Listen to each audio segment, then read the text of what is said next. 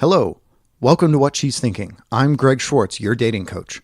Men like you have sent in questions about dating and sex. I have a group of women that are going to answer your questions, and I'll help clarify their answers so you hear exactly what these women want and why. Send in your questions at debugdating.com/questions. And remember, subscribe so you can hear all of the episodes. Now, ladies, please introduce yourselves. My name is A. I'm 27 years old. I live in San Francisco, and I'm an artist. I'm an oil painter. I've been selling my work professionally for about 7 years, and I am a fire dancer. I do fire hoop and poi, and a little bit of fans as well. And I work in psychedelic research. I think that's good. Yeah, and then personality-wise? Oh, yeah. I'm extremely outgoing. I'm a Leo. I talk a lot. I have kind of a lot of opinions. And kind of always striving to be a mix of logical and emotionally in touch. I'm a Taoist, so I'm really interested in the concept of the yin and the yang. Just as a personal philosophy and a lifestyle philosophy. I do a lot of yoga. I take a lot of walks, try to stay active, and I'm very clean. I'm looking for someone who's very independent and a free thinker, and someone who's got a good balance of masculine qualities, but is still in touch with their feminine qualities as well. And, you know, someone with a good job, that's important to me, someone with a good income. And yeah, I guess I'm kind of a mix of traditional and contemporary, looking for some traditionally masculine qualities with a blend of contemporary qualities as well. Okay. My name is Jay. I'm 27. I'm from the East Coast. I am also a fire dancer. I take my flow arts somewhat seriously. I spend a lot of time practicing, and I've been doing it for about 3 years. Poi, fans, and hoop. So I really like to dance. I work in media, so I really like to talk about the state of the media and politics in general. I've worked in politics for a long time, so I'm really fascinated with exploring different sides of the political thought spectrum. I devote a lot of time to that. I am very active lifestyle. I go for lots of walks, do yoga, bicycling, all kinds of fun stuff. I like to cook. But yeah, I'm pretty energetic. I feel like I have an enthusiastic personality. I took the Enneagram quiz and I got the enthusiast. So I get really excited about things, even little things. And I strive to be centered. I try to, keep things light, but I also like to delve into intense intellectual topics with people. And in partners, I always look for someone who balances me out in the sense that they can kind of point out the things I'm not seeing, whether we're talking about politics or psychoanalyzing my friends or whatever. I like to find someone who kind of acts as a check on my thoughts and points out, keeps me centrist, keeps me centered. Someone who, has a good job, is logical, but also in touch with, their heart space. Someone who likes to explore intellectually, or explore with drugs, explore the world. Someone open-minded, but also really grounded, reliable, and trustworthy. Hi, my name is Lauren. I'm originally from the East Coast. I'm 37 years old. In terms of dating me, what I want people to notice is how much I like to laugh and to dance, how much I enjoy conversations where we go into politics, upbringings, relationships, your emotions. What I look for in a man I'm dating is someone who knows how to be in front of a room and someone who knows how to acquiesce that to somebody else. I want someone who's inherently nice. When they see an old person crossing the street, they're the first one to go and volunteer and help. And also someone want someone who is bold about their feelings and emotions for me, whether it be from the first day they meet me to having known me 6 months down the road. They're quite intentful in everything they do about being with me and getting to know me. In terms of us coming together, I want a partnership that may look codependent to others, but in actuality, it's each of us pushing each other to be our best selves. If they were to walk away, I won't fall down, but it's also because they've helped me stay strong. I do the same for them. I also want someone who I can live out every adventure with. Kids is not my main goal, but having a partner in crime definitely is. Being around me is like being in the most judgment-free zone. If you decide to be a slob, a mistress, a superstar, or do jazz hands every chance you get, I love it all. My friends have always known me to take you at your best and your worst and to help you get through whatever's going on. I really like people to come around me and feel comfortable, but also to feel motivated and to feel like I'm a friend that they'll have for life, regardless of the situation, time, and distance. Do you expect anything different from matches at the high end of your age range versus the average or the low end of your age range? I expect matches at the high end of my age range to be a lot more together. That's my experience anyway. Older guys seem to have more experience and know themselves a bit more clearly. I feel like I've had decent luck with matches on the low end of my age range, which is always my age. If that makes sense. Like the lowest I'll date is my actual age. Gotcha. Okay. Yeah. So, Right. and I've always kind of kept to that, and it's been pretty good. Those have been good matches. We're kind of at similar places in our lives. But I do think it's true what they say with men maturing more slowly than women. Yeah, I think it's 11 years difference. Yeah. So I've read recently. Yes, I would agree. I definitely expect a difference. And I expect on the higher end, there's a certain confidence and a know-how that comes with that. Whereas on the younger end, which goes below my own age, there's just a sense of confusion, usually from them, and a need of guidance from me. Like, it'll all be okay if you just tell me, but there's a presumption that I'm okay with just telling them. Is there something specific, well, probably more than one thing, but are there specific things that often you see they need explanation about, or is it kind of everything in dating? There's specific things. I think when it comes to sex, it's up to the individual. I've been impressed with young and old. When it comes to showing up and having an ongoing relationship, it's often the younger ones that say, well, what do you expect? How do I show up? What does that look like?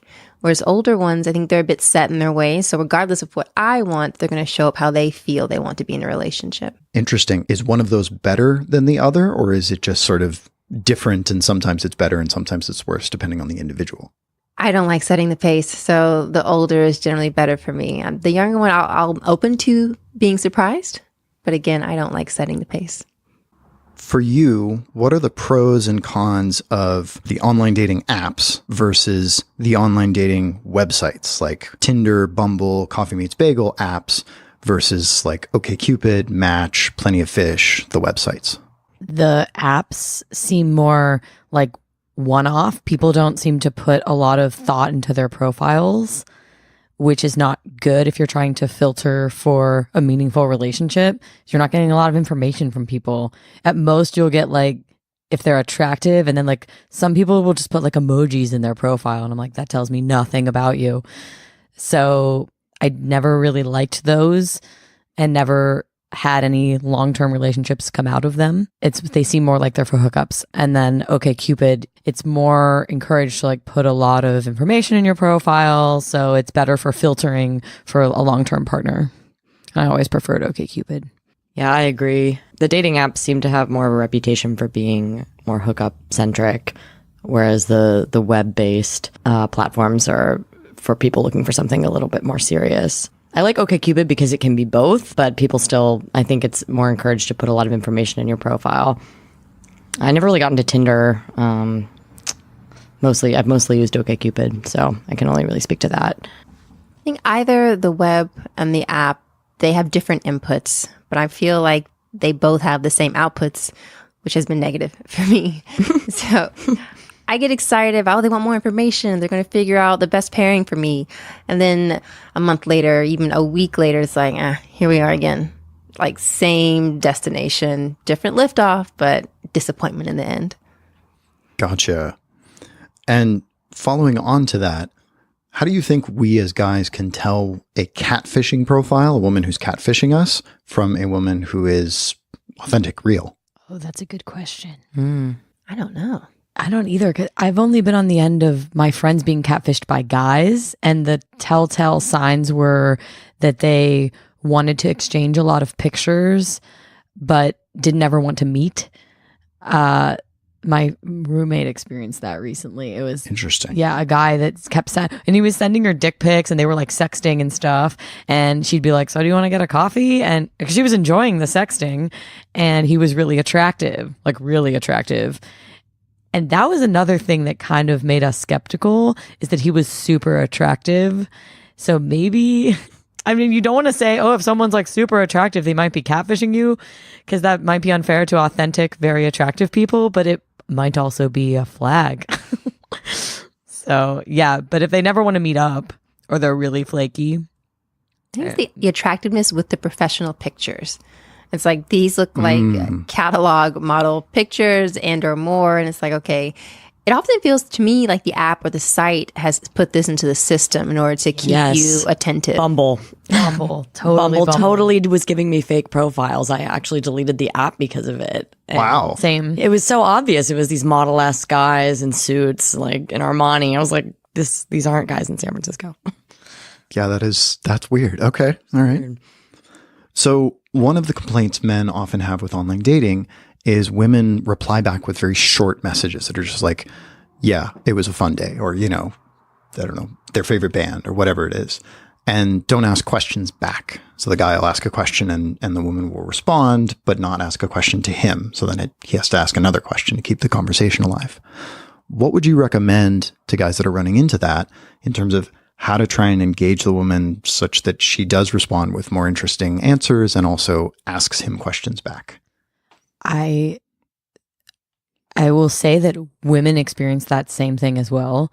And I've found that what I like for men to do when talking to me is they would pick out something interesting in my profile and ask specifically about that, and ask more open-ended questions. Do not ask yes or no questions, because then people are just going to say yes or no. So asking more in the realm of like questions like why or how, or questions that are like going to actually encourage her to open up into her intellect are definitely better. And you can use clues on someone's profile as to what they're interested in. I mean, that's why it's there, and what you can ask them questions about. Although that can also have a dark side. I know how to ride a unicycle, and I put that in my profile thinking it was like a cute thing to mention, and just everyone asked about it. Like everyone's like, oh, can you teach me how to ride a unicycle? And I was like, okay. And I got it so often that I actually took it out, because it was just standing out to people almost too much. So it wasn't helping me to vet. I needed to have them do a little more work and not give them the obvious interesting thing. Yeah, I would say pick up on the subtleties of her profile, something that's a little more subtle, and ask a pointed question about it. Don't ask generic questions that have like, how's your weekend going? I get that a lot, and it's just like completely boring, and it's fine. So pick up on something that is a little more subversive that she might not hear very often. And I think that's a good rule of thumb. The clues will be there. Mm-hmm. When you say subversive, what do you mean by that? I don't know. I have something in my profile about how I have complicated feelings about San Francisco. So that's pretty vague. So, men are like, I also have complicated feelings about San Francisco. Do you care to elaborate? And that gets the ball rolling a lot more than like, yeah, San Francisco is pretty crazy. Like, do you like it? So I don't know. Something that doesn't stand out as much, kind of like to what Jay just said about her really obvious point of conversation. Pick something that's a little more subtle. I love that question. That's a great question. I think in your answer, the one you give or the one they give back to you, you're learning about someone's personality versus conditions that describe the world around them. Like, questions I hate are, what do you do? Where are you from? That tells you nothing about me. You may think it does, but it really doesn't. So for men wanting women to ask questions back to them, I would say, one, men, why do you always need women to dote on you and ask you all the fucking questions? Ask us a fucking question every now and then. Yeah, I was hearing your question about this. I was immediately thinking, guys never ask me questions. I feel like Never. I'm the one always asking all the questions. So you must be talking to really nice guys. 'Cause It's actually something that all of my clients, because I coach both men and women, and they all universally complain that the other person doesn't ask them questions back. We have Wow. some conversational crisis in society then. I agree. What I would suggest, though, if you want a conversation, again, about personality, I think when people start with what do you do, where you're from, you're manifesting your dead end. I would suggest share something personal about you, about your personality or the experiences that bring you joy or make you sad, and then add that into the question you're asking them. So that way you reveal something about yourself and they can comment on that as well as ask you the question. Answer your own question. I find that like questions that start with like how, or like I said, how or why are good. So like if a woman has in her profile that she likes to dance, which is something that I had in my profile, and someone would say, well, how did you get into that form of dance? Then I could tell a story. And then, there's no way to force someone to get you to ask a question back, but then I would, counter that with how did you get into XYZ thing on your profile? So then you're exchanging stories, which gives narrative to how your life has gone, and also some insight into like how your brain works when what compels you to get into something new or whatever. How do you think men and women experience online dating differently? I'm sure you've talked to male friends and you have experiences with it. Yeah, I hear that women get a lot more requests and messages than men do, whereas men spend a lot of time sending out messages and not hearing anything back. So women are more like filtering a lot of messages, whereas men are doing a lot of like cold calling. That's exactly what came to mind for me as well. Yeah, that women just have a super full inbox. Although I know some of the apps are redesigning the user experience so that doesn't happen as much. But women get a ton of messages and men are sending the messages. Yeah, it's similar to what I've heard. I guess the founder of Bumble wrote a book about, let's say, the law of averages for men sending out pings versus women. And I guess the most attractive men get the most pings back. And then if you're not, let's say, a 9 to 10 and you're sending pings out, you can expect not to get, like, the cliff just drops with the response you get back.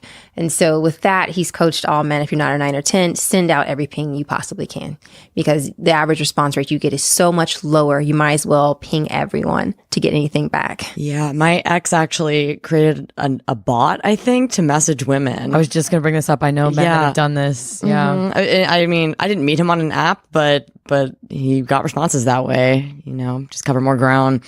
Yeah, on average, men get about a 10% response rate. And, one of the things that I teach them is like how to write good messages, which actually pretty much everything you just said is in that. So awesome. And that triples it. But then it's still 1/3 basically. And that, yeah, it's rough. Yeah, don't send, hey, what's up? Ugh. Yeah. Or How just are a you? hey, What are you doing? Gotta give more than that to get more. Delete. Yeah. Can't. If you could choose any activity for your next first date, what would it be and why?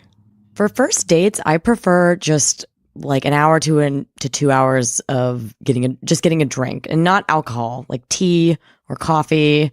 I don't really like drinking on my first days because I don't know you, and I don't know. It feels like it's setting up kind of a pressured situation, I suppose. There's implications. But I heard on this podcast, actually, some girls talking about wanting to go hiking, and I thought that was kind of ridiculous. I wouldn't want to commit to something like that with someone I was just talking to online. Sounds like a rape murder situation. Yeah, I'm not going into the woods with some guy that I just met. I've had people suggest pretty intense first dates, like go for a ride on my motorcycle or go on a hike or something like that. And I'm with I would rather just get a coffee or a tea. Maybe a drink, but I do think now that I'm older, not my preference, because I think it can distort reality a bit. Right. Yeah. So, yeah. I like a walk, usually with some kind of treat. If it's warm enough, a walk with ice cream. And ice cream in particular, because I think it brings this youthful, innocent feel to it, and it kind of makes people open up. Oh, that sounds really nice. I'll go on a first date with you. Ice cream is my go-to first date for exactly that reason. Oh, that's a good one. No one's ever It's so much fun. Huh. That's awesome. Do you care how much the guy makes? What if he makes less than you? Does that make him less attractive? It matters to me how much a guy makes. Making less than me, well, I work at a nonprofit, so it might. I don't make that much money, so it might make him appear less attractive. I think the reason that women care about how much men make is because it's a signal of their resourcefulness, and if they'd be able to take care of you in the event that you got pregnant, like evolutionarily speaking, could you help me when I couldn't work? So I think that's the reason that it does matter. Yeah, it matters to me as well. And I've dated men who make a lot and men who don't make a lot. And I would definitely say that the guy that I dated where he didn't make a lot of money, I was really young, so I wasn't really looking to like get settled in a relationship, so it was fine. But I just knew, and that was a really big reason why that was not going to be a long-term situation for me, because I want to have a family and that requires resources.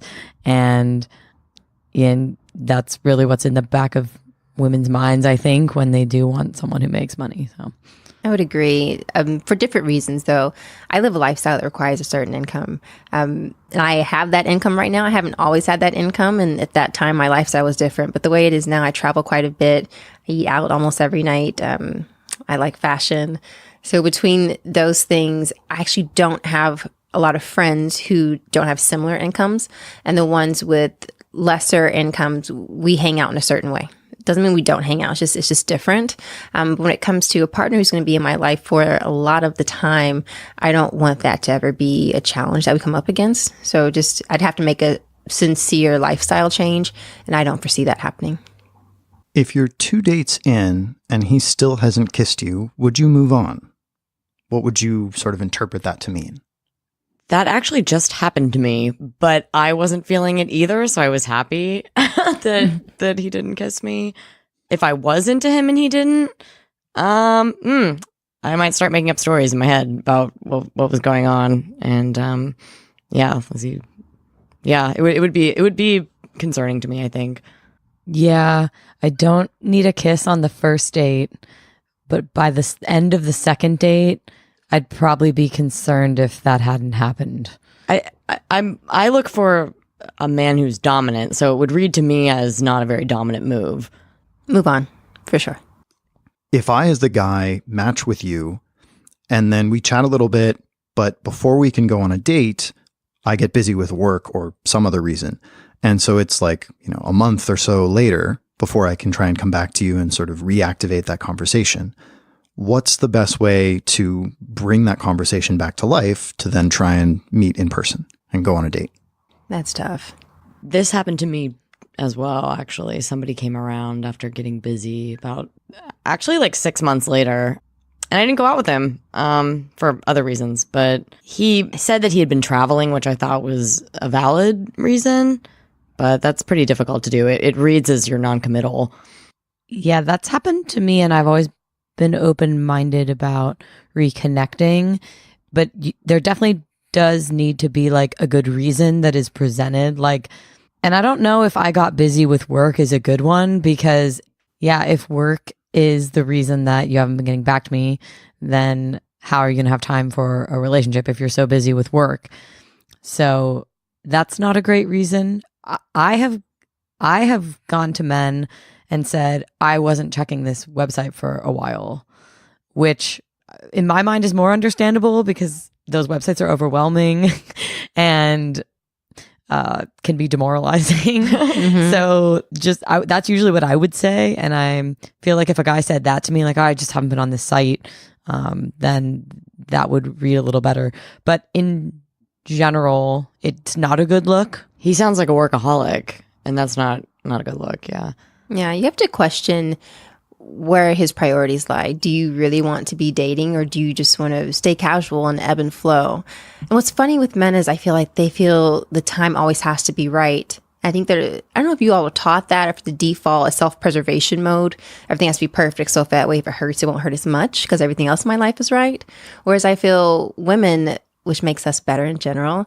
We're taught to deal with all situations at once in any situation. From being a kid, it's like you are a woman, shit will be thrown at you, but you will always deal because you're the one who has to take care of home.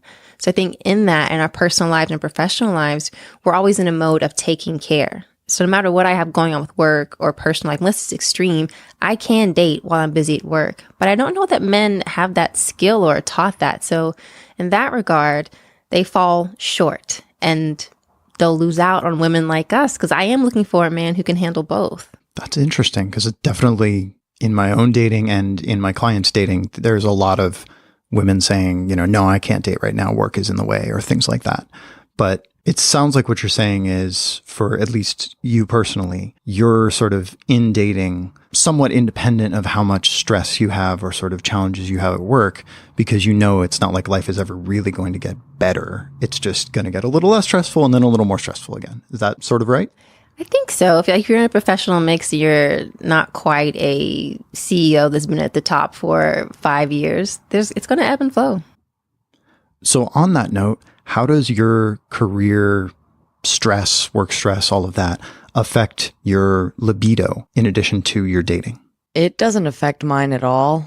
I actually purposefully took a nonprofit job because I'm a bit more concerned with home life than work life. I always kind of saw myself as more of a homebody and having a family and not as much of a careerist. I know this is kind of different for women today, but yeah, work's never affected my libido. I don't know if I have a higher than average libido though. I'm not sure.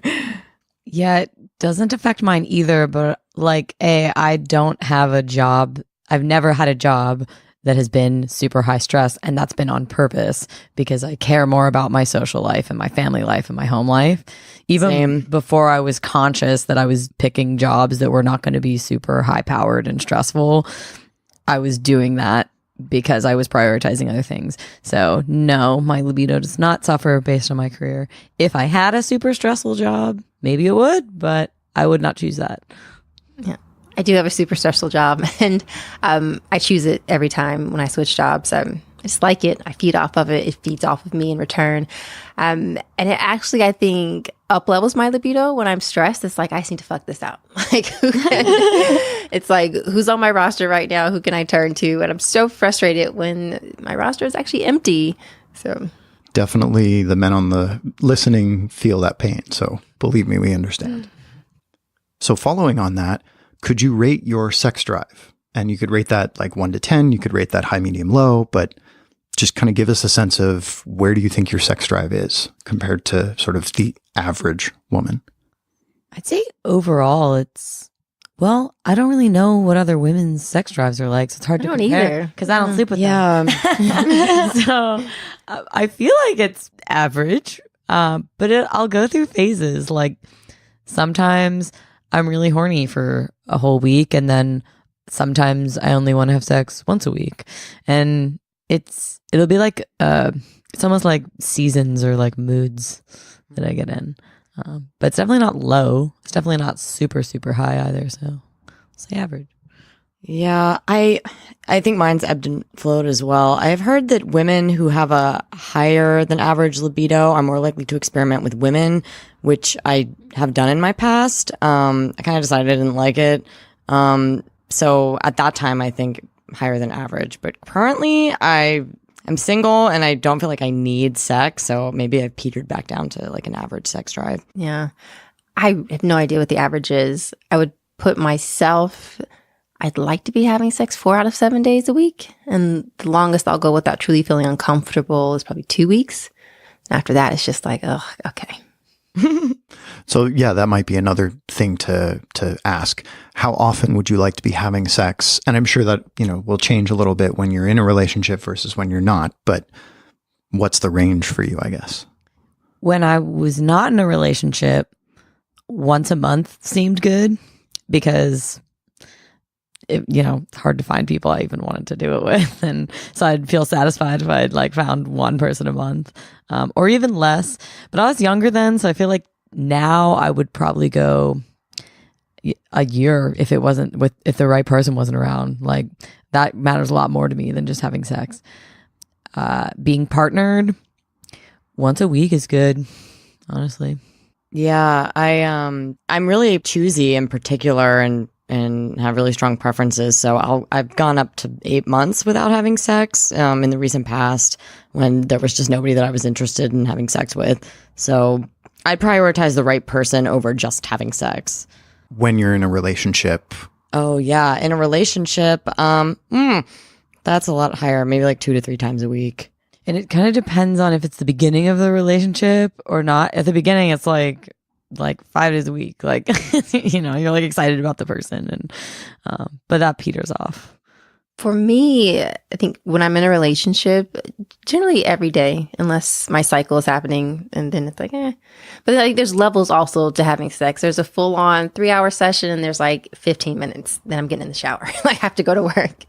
And when I'm out of a relationship, I've actually come to terms that I would like to have sex weekly. And I found myself dating people that I liked, and not having had sex in maybe a week or two, I'm like, okay, I'm going to sleep with you now. And I'm sleeping with them a little too soon. And I put a little too much pressure on a relationship for it to become a regular thing, not knowing if I even like this person.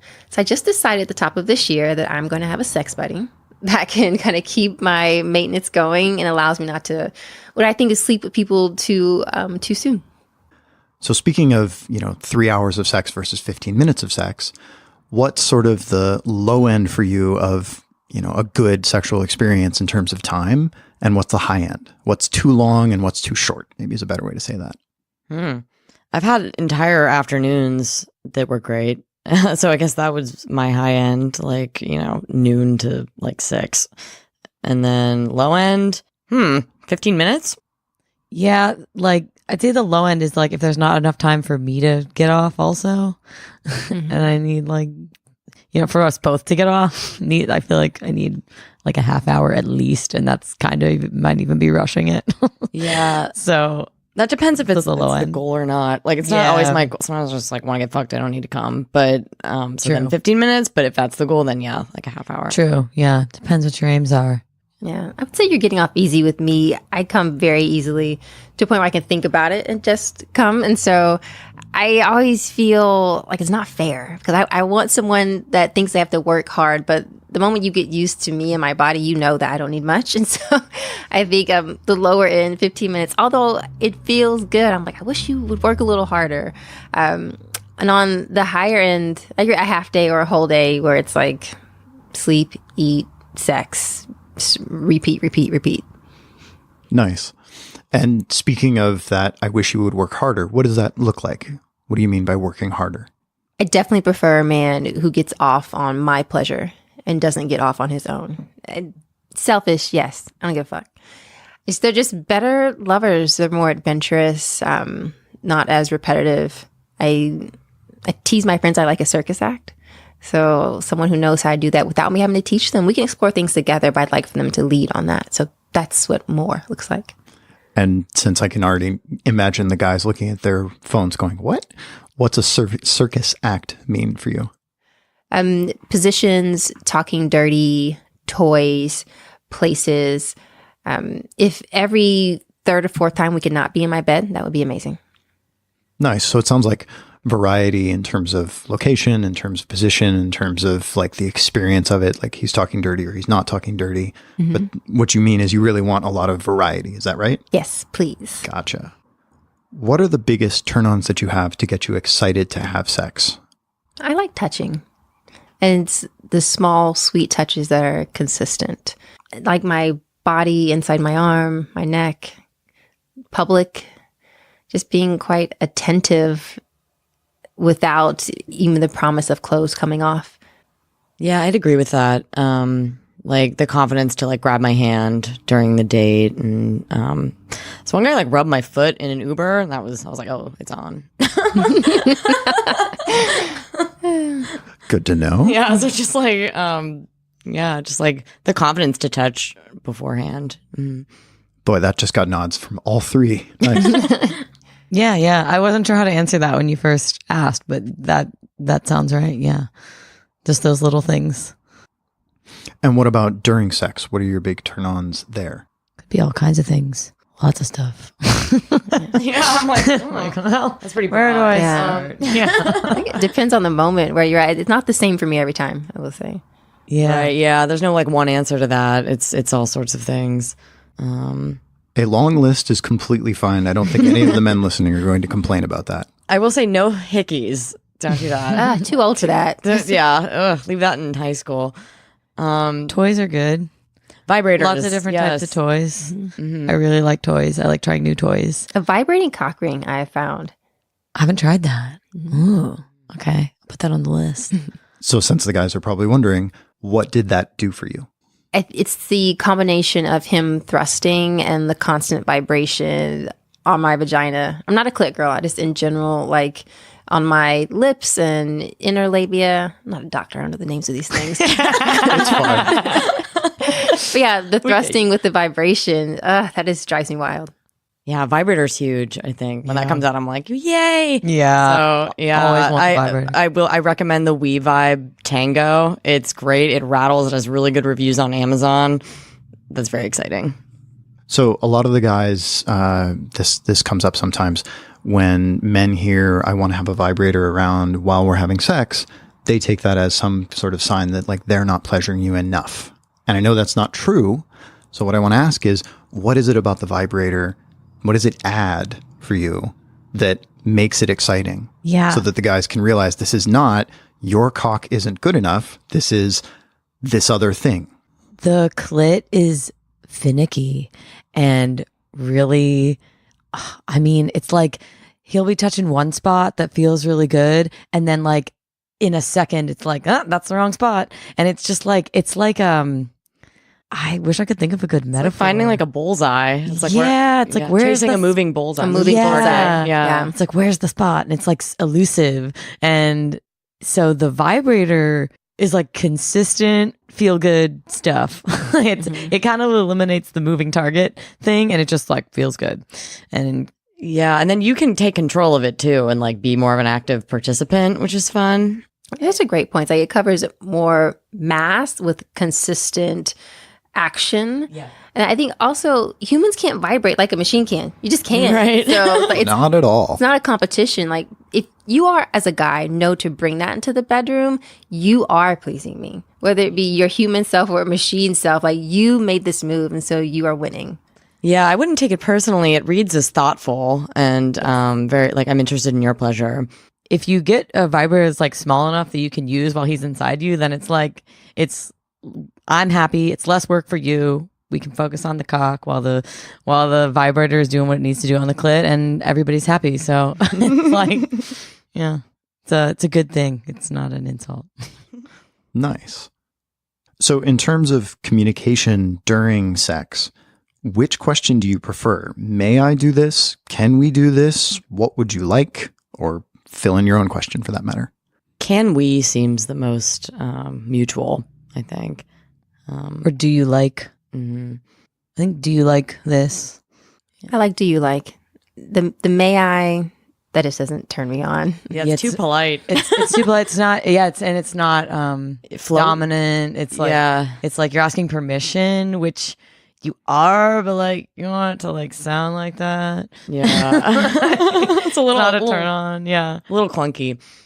But for those guys who would prefer for maybe a more dominant woman, I will say I've felt like I was more free to talk in a more dominant manner once they talked in a dominant manner and kind of set the tone. And I was like, okay, I can do this too. And to clarify, are you saying that you felt more able to dominate him when he had dominated you first? Or are you saying that you felt more able to respond to him being dominant when he did it first? I felt I was able to dominate him once he had dominated me first. So since we were talking about the clit earlier, what is your favorite way to have your clit touched, licked, stimulated, whatever way you prefer? But what's the way that helps you enjoy it the most? Vibrator. I said this earlier, but I'm very passionate about the We Vibe Tango. It's a great This is an ad for the We Vibe. This is an ad. Put in discount code. No, I'm kidding. We don't have a discount code. Like, licking is fine, but I could take it or leave it, honestly. It's like there's a lot of wet going on. It's sometimes hard to distinguish like what's me and what's him, and it all sort of blends together. I know, like, yeah, cunnilingus gets a lot of attention, but I actually would prefer like one finger, and my first preference is for a vibrator. I'm the same way. Like the tongue can't get as, I don't care how talented you are, like the tongue just can't get as precise as I need on the clit. Like, Yeah, and I have yet to meet a man that can like really, I mean, maybe he's out there, but like they can like really get it as precise as I need it to be. And my clit's finicky and she likes what she likes and doesn't like what she doesn't like. So one finger is usually good. Or a vibrator, yeah. Yeah, and not too like wet. I don't know. I need some friction. So like that's the problem with the tongue too. Is like it's there's too much wet going on. I have a sensitive clit. It gets overheated and it hurts before anyone knows it. So I generally just say stay away from it. If you do want to play with it because you like it, what I like is a gentle smacking motion. Kind of like take your 4 fingers and just like a little bit on the top of it. And that way it's not too pinpointed. It's every now and then you get a little cool air blown down as you smack. So it feels good. Every woman is so different too. I never hear uniform responses to this question. So it would just take a lot of like learning the woman's body that you're with. Oh, exactly. Yeah. It's from what I've heard talking to men, it's like every woman is completely different in what they like. So, And guys listening, that's why I asked a minute ago, what way do you like to talk about? You know, what do you like and what feels good? But this is exactly on point. It's about experimentation, just like it is, as I teach in the dating process, is experimenting. Sex is too. Try something, see if she likes it. And part of what's helpful here is hearing the range of ideas. Because there's things, you know, maybe you've never heard of the idea of, you know, slapping the clit lightly. And if you haven't, great, go try that. But explore with your partner. Don't just do the same thing every time. Thank you for listening to What She's Thinking. Please remember to subscribe, and to help other men find the podcast, please write a review on iTunes. Also, are you in the San Francisco Bay Area? I'm hosting 2 VIP online dating deep dives.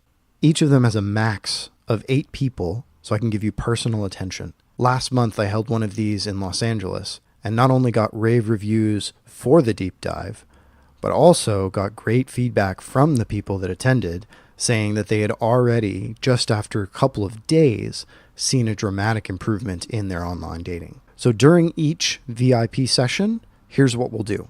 First, we'll debug your profile. We'll remove a lot of the common mistakes that I see in your photos, in your profile, in your messages, all of that. Second, we'll determine how to recognize the match that you're really looking for. And third, we'll upgrade your profile to attract that match instead of women in general, which of course means it's much more attractive to the women that you want. The San Francisco VIP Deep Dive is Monday, April 1st at 7 p.m. And on Monday, April 8th, also at 7 p.m., I'm doing another VIP Deep Dive in the South Bay. So if you found this podcast useful and helpful, and if you're serious about getting your online dating working, go to debugdating.com/VIP and grab your ticket before they're gone.